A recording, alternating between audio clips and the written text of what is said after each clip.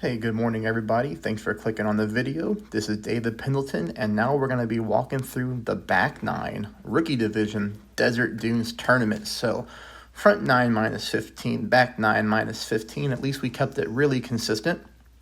And as usual, I got some shots left right at the pin. They're going to be easy for you to pick up.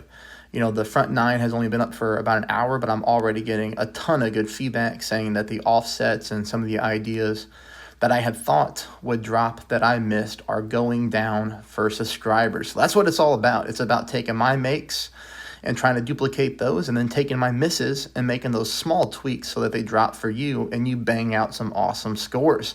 That's what we do this for. If you're not a subscriber, please become one. Come on, just hit that subscribe button. You can hit the notification button so you know whenever I put up videos. Secondly, please take just a fraction of a second there to hit the thumbs up button and like the video. All right, let's go. Hole number one. Hole number one, again, on the front nine and the back nine, I dropped it on both accounts. So we're going with 5 bars of top spin, 3 bars of side spin to the right. I'm putting my my white ring right there on the rough line, as you can see. We make this one a 10% pull. No overpower needed for any extra mile 8 players, extra mile level 7. You might want to go with just a tad of overpower. It's not a big deal.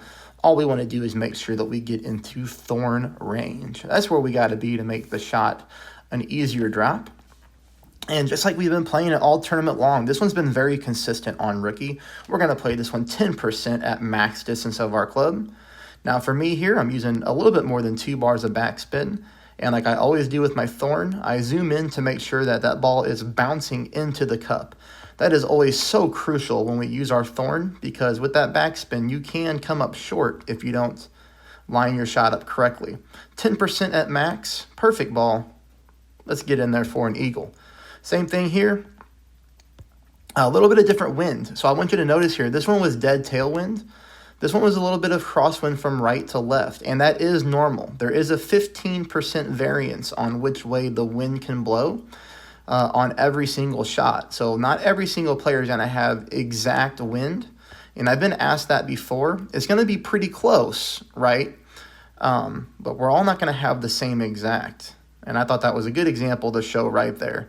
But either way, the wind angle, it didn't matter for me on this one. I was able to put both of them in the cup for the eagle on hole number one. All right, here we go to hole number two. We're going to go back to a marlin because of the wind. We're able to execute a marlin rough bump on the back nine. Now, the thing that's a little throwing me off a little bit here is on my first attempt, I played at 0%. Okay, just like we did in the qualifying round, and we picked up the hole-in-one in the qualifying. 0% left me a pretty good miss to the left-hand side. Now, it wasn't crazy or anything like that, but it was definitely a miss to the left-hand side. All right, so you're going to see here I'm using just a fraction of backspin, not much at all, no side spin. This is pulled at minus 10% elevation. So notice I am only pulling 2 rings in 3 mile per hour. So only 2. And we still miss this ball to the left-hand side. Now, ultimately, that speed is nice, okay? We could probably go with absolutely no backspin. So here's what we need to do, everybody. We need to just play that exact same spin. We're going to go ahead and keep it at minus 10% elevation, and I want you to offset your ball right-hand side of the cup. In the cup, right-hand side, minus 10% at minimum. Let everybody know in the comments how that works for you. All right, hole number 3 on the back nine. We're going to be playing this one the same way we have all tournament. All right, we're just going to put our yellow ring over here, kind of by the rough line, a little bit of the orange. Perfect ball. 10%, go ahead and pull it at max. You can pull it at mid if you want to. It's really not going to matter in this low of wind. Now, we're going to be playing this one at 10% elevation at mid distance. All right, I went ahead and kept it mid, even though I'm not at mid. I'm more close to minimum than I am at mid, okay? But just because I keep missing this one to the right-hand side, I decided to go ahead and build in a little bit more of a pull. So you're going to see the spin here. 3 to the left, 2.8 to the top. I am going to favor pretty heavily the left-hand side of the cup here. Ball guideline through the pin. Left-hand side of the cup. Pulled about 3.6 rings, which is 1-to-1, 10% mid. Hit the rough, and we roll. And I just kind of died right here a little bit, which has not happened to me before. You saw my ball drastically slow down, which was a little strange. So I want you to use a little bit more top spin. I want you to go 3.1 bars of top spin. Same setup, and see if you can get that one to drop. All right.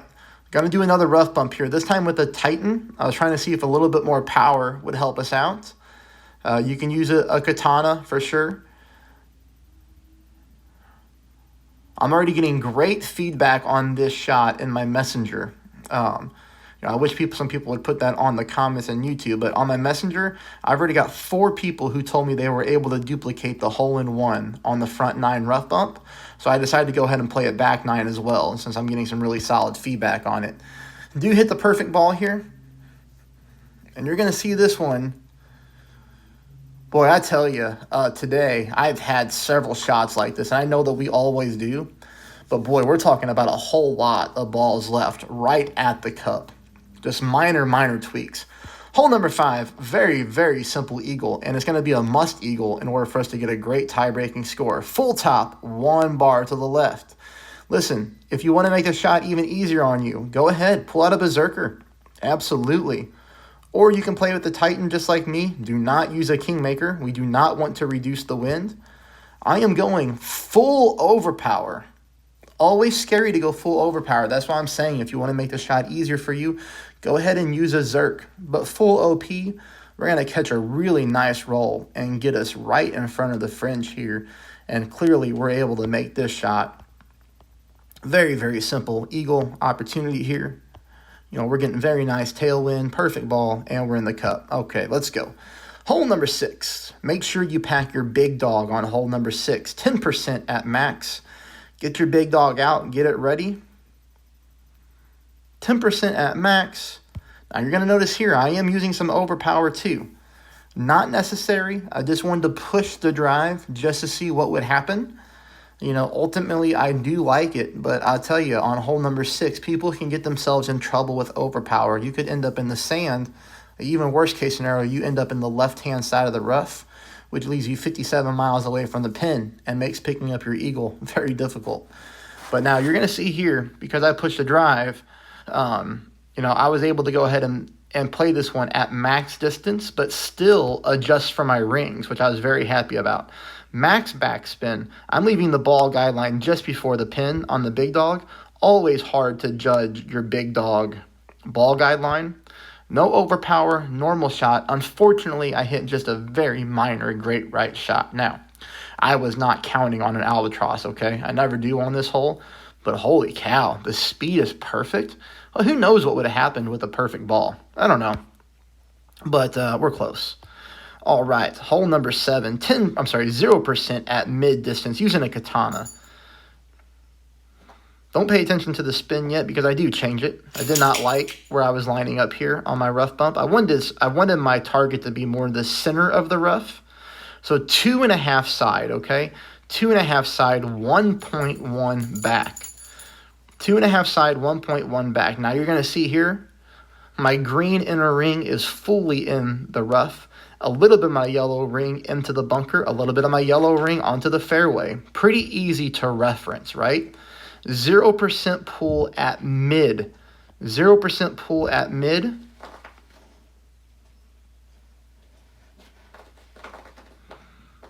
Oh yeah, I forgot about this crap.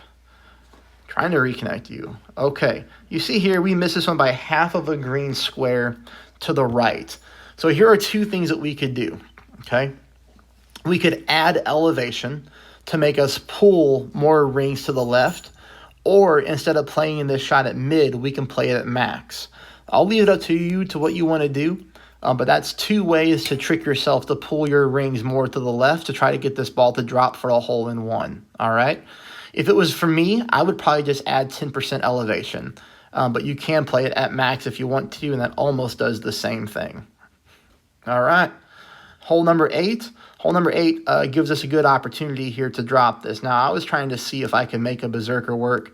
I'm really not able to. You know, I would really need a ball that would be power 5, at least wind 3, better off wind 4. So I decided to go ahead and just play the normal shot here, which if you don't have any type of special balls, this is 100% the way to play it. Don't go for that berserker shot. I don't think we're going to make it. All right. 10% at max. Now, I'm using just a little bit of overpower. The overpower that I used was until the bottom of my ball touched the top of the target zone down there. All right. Now, as you can see here, I could push my drive harder if I want to. I still have plenty of fairway left, and this ball comes up very nicely. But the thing is, we don't want to push it too hard and hit a great shot, you know, and end up in the sand or the rough. We want to make sure that we definitely land on the fairway.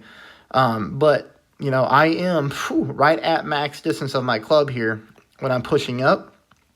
But here's what I'm going to say is I played this one at mid distance on my other account, and I barely missed.